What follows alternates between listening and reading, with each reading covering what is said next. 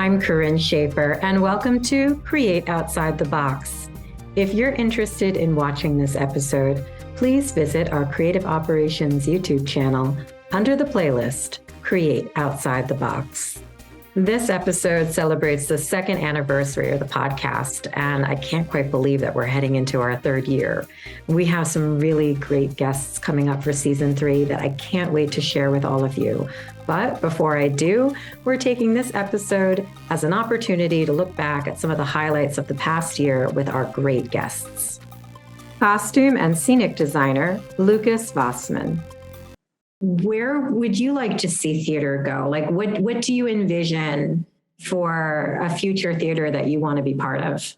I think we had some moments today in this conversation where I already felt like it's beautiful that we both, like we as individuals, can talk about something like this and have the same opinion and think inclusion is something that is should just be so natural.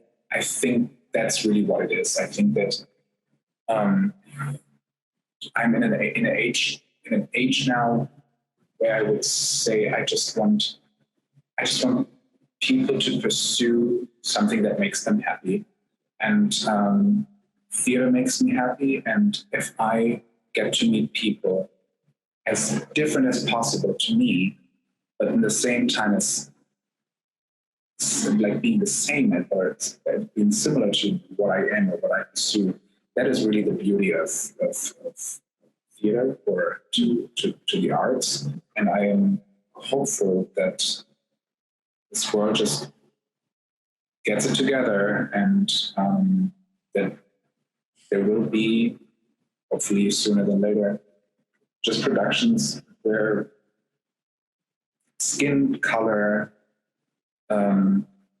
or gender does really, really not matter to anyone, either the audience members, the actors, the crew, the designers. It's really just not even part of the story.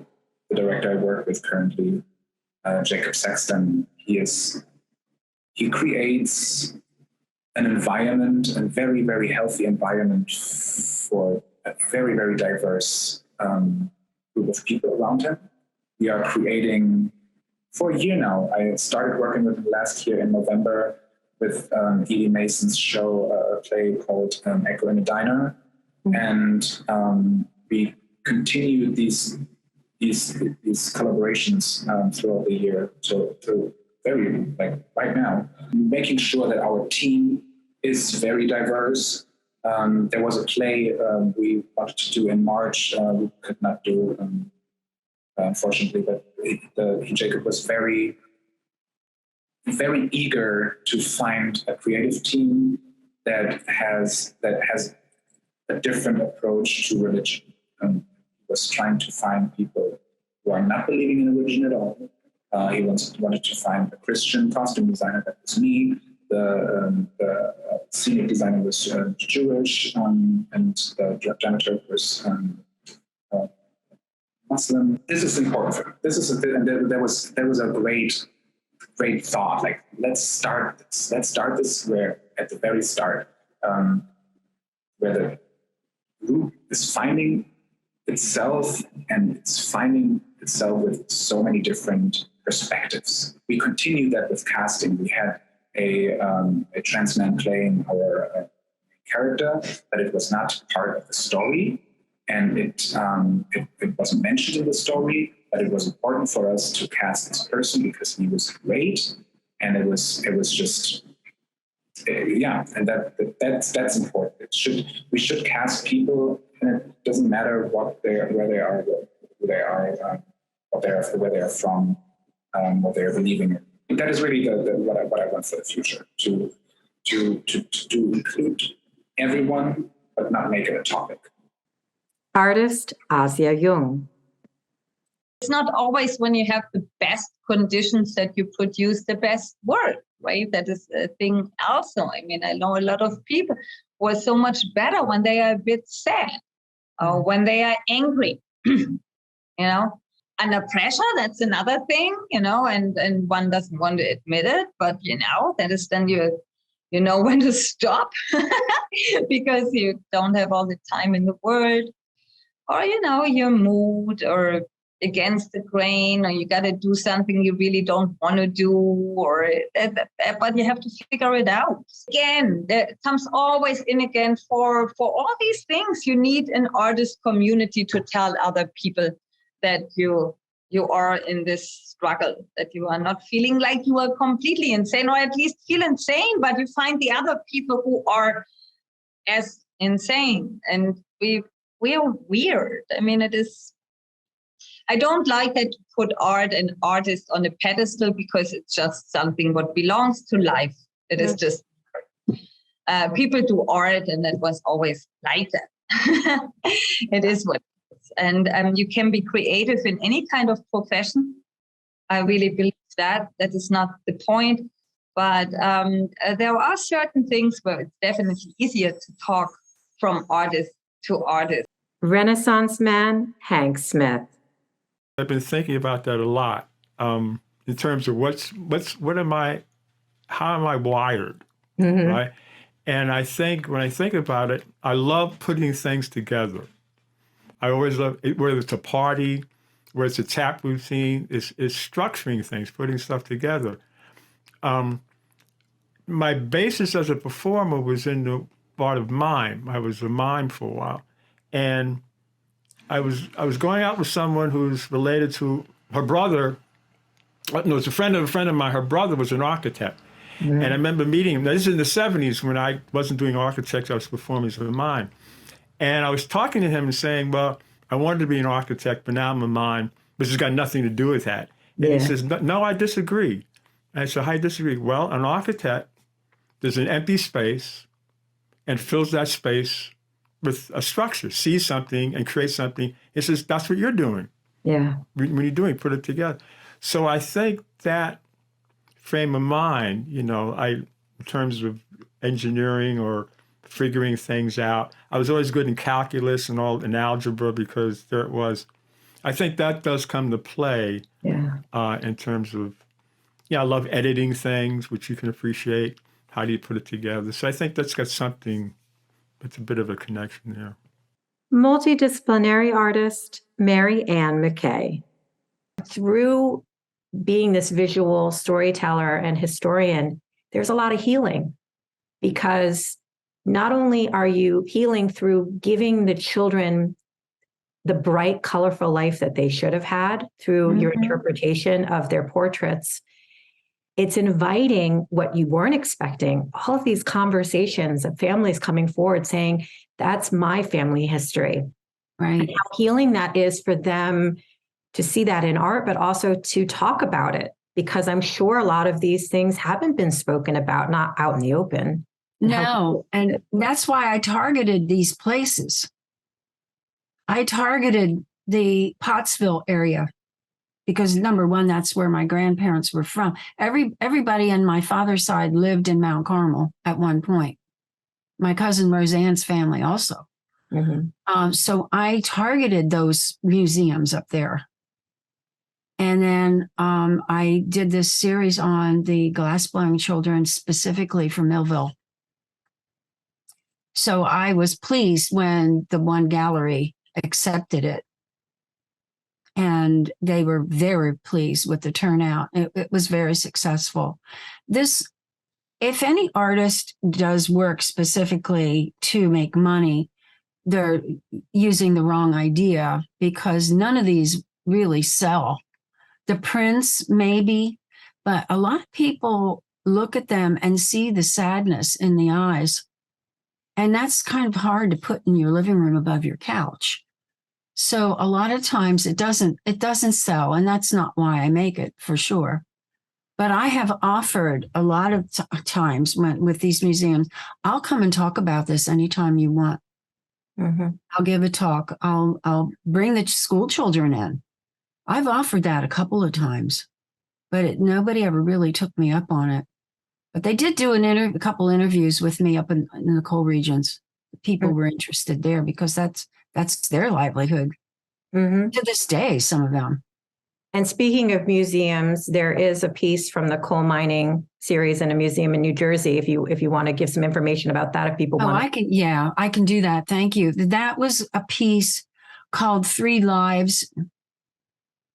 And it was three little boys and the experience that they had with black lung. And I depicted the three boys with a film on their chest of the first two, depicting the stages of black lung. And then the third little boy, I painted with acrylic, obviously. I painted a respirator on him. And he didn't have a film with black lung on his chest, but the first two children did. I wish I had it in front of me, but anybody can look at my website and find it. So I submitted that. That was in several shows, actually. That got in Monmouth Museum, that got in the Ellerslie Museum in Trenton, and they ended up purchasing it for their permanent collection. Trombonist Pete Maurer. It was a wonderful experience, actually. I got a call from Sam Moore's manager, Joyce McCrae, and she says, Sam is going to work the audition. Are you available? And can you find some horn players? Can you for the show? We need 6 horns.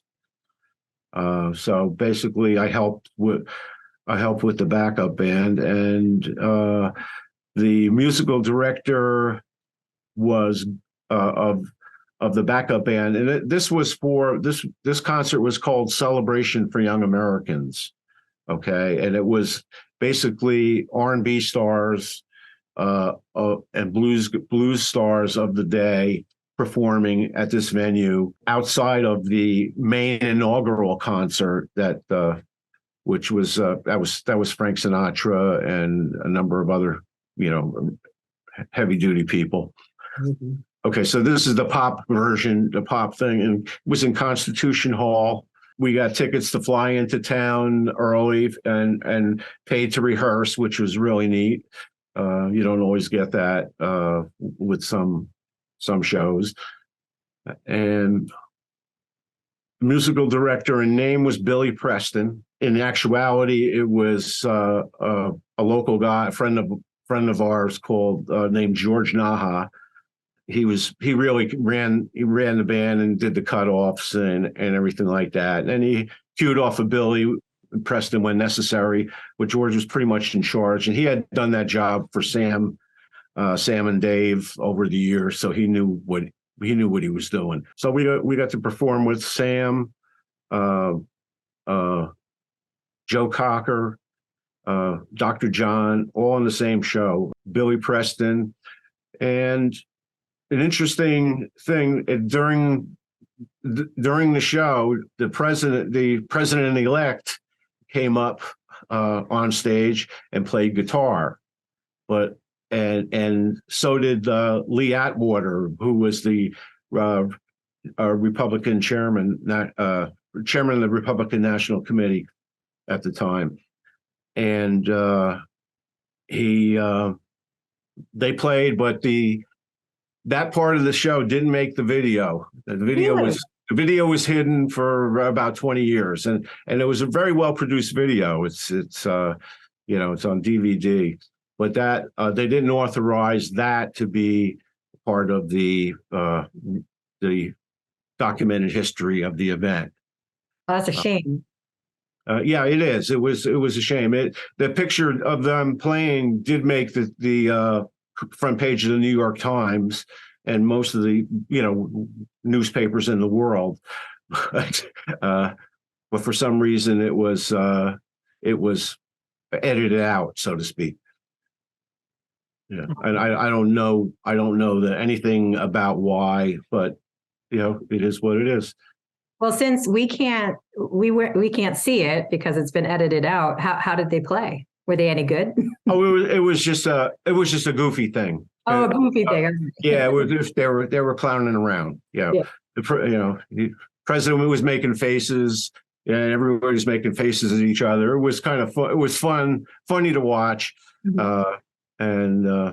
But no, it wasn't. It wasn't like they queued up his guitar just to hear him. It was kind of like a playtime. Yeah, having fun with the band. Musician and producer Vinnie Kine. You connected, with some of the biggest names in the bluegrass scene and put together, concerts, whether it's in the Loft or in New York or in Sonny's. So I guess my question is how did you make all of these connections and bring these people together? And also what are some of the highlights of some of the people that you've gotten to work with, some of the big names? I don't look at it as working with the big names. I mean, part of the allure of bluegrass to me is, as I've said, it's such a democratic genre. If you go to a bluegrass festival, there's always things. I mean, it's evolving somewhat now, but the musicians are just people in the audience. When they're done playing, most festivals will have what they call a master class, where somebody like Brian Sutton or even Billy Strings, but he's a little maybe off the charts now. Doc Watson would go to a tent and give what was a combination of an interview and a performance, where they talk about their music and show you what they're doing. It's just so open. There's no special effects. It's the music. And once again, like I spoke about Jay and Molly, the people that I've been lucky enough to pay, because that's another thing. I mean, I'm paying these. One of the things I love to do for musicians of the caliber that I've been lucky enough to get for the music festival or to play at Oz's Old Art Gallery or the Loft is to make it easy for them. I'll go to Brooklyn, pick them up, take them to dinner, have them play and pay them. Because without the love of music, the profession kind of sucks. Yeah. I mean, think about it.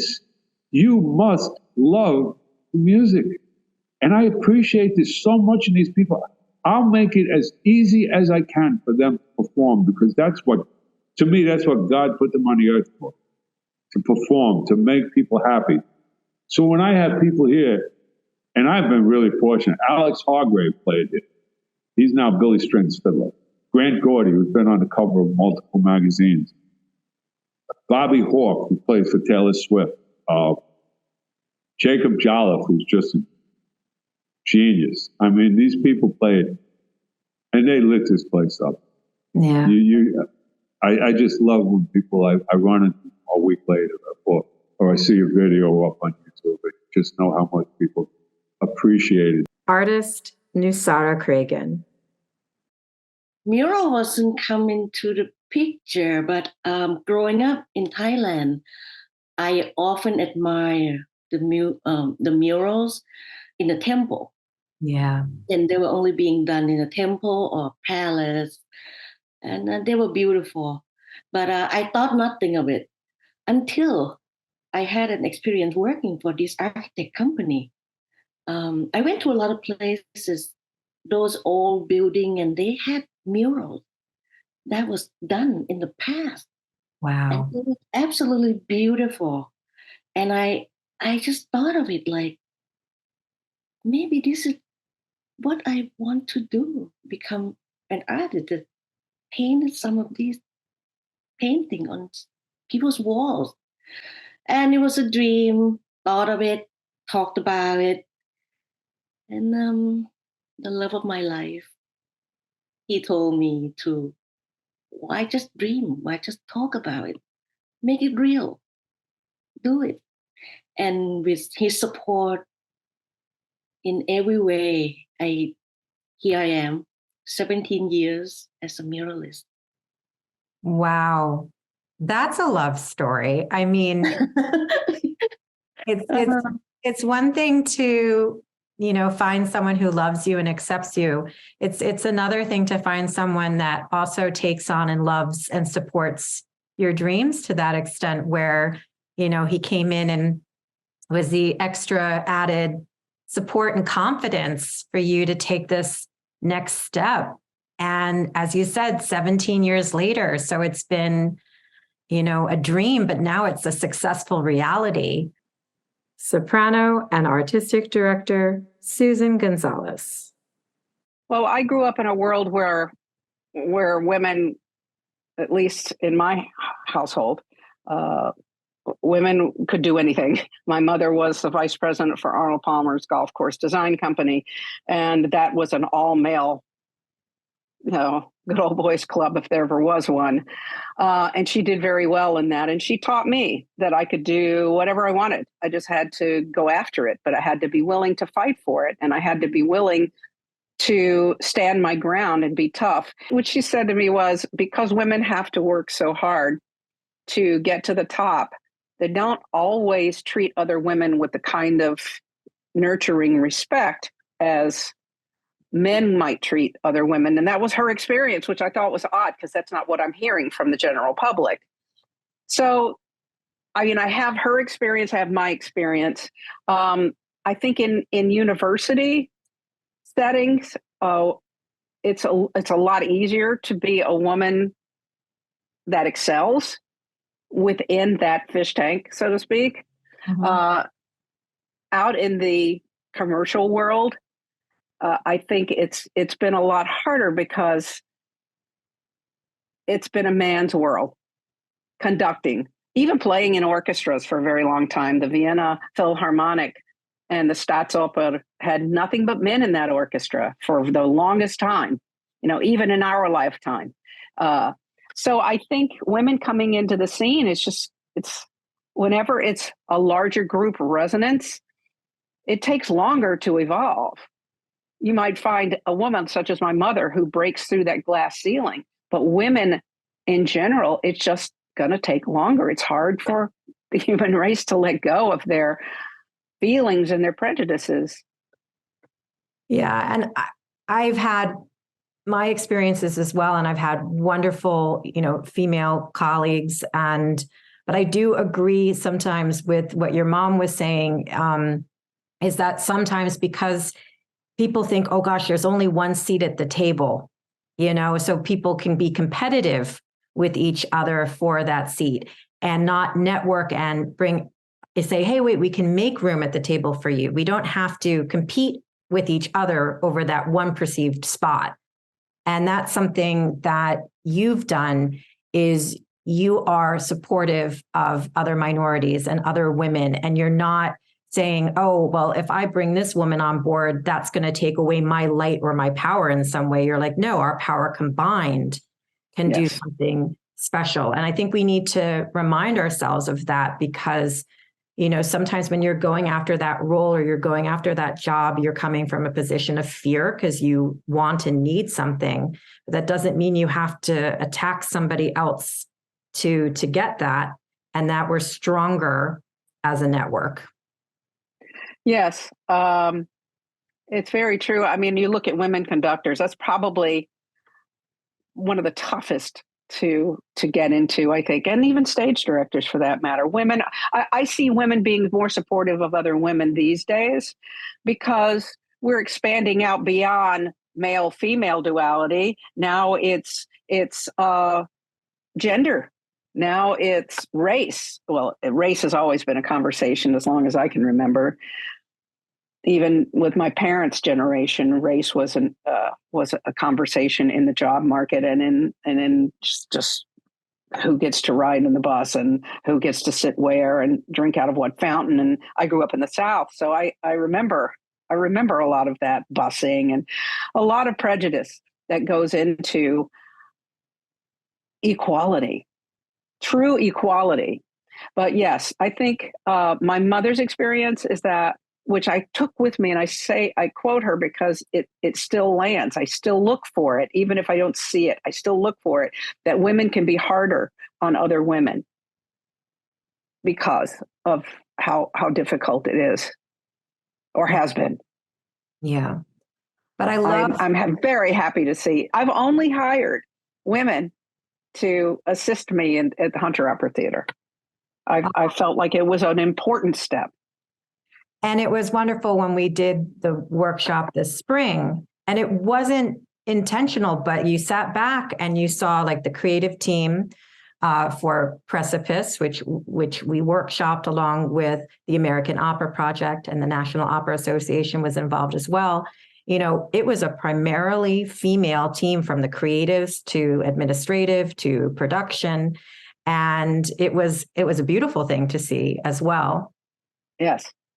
I was very happy with that. It was the first time I think I've ever done a production that was predominantly all women. Thank you for joining us for this episode of Create Outside the Box. Please subscribe, rate, and share our podcast. You can listen to Create Outside the Box on Spotify, Buzzsprout, Apple Podcasts, and iHeartRadio. Check us out on our Creative Operations YouTube channel, where you can subscribe to watch our interviews. You can find and follow Creative Operations on our Facebook page and on Instagram at @CO_Creative Operations. For more information about Creative Operations, please visit www.creative-operations.org.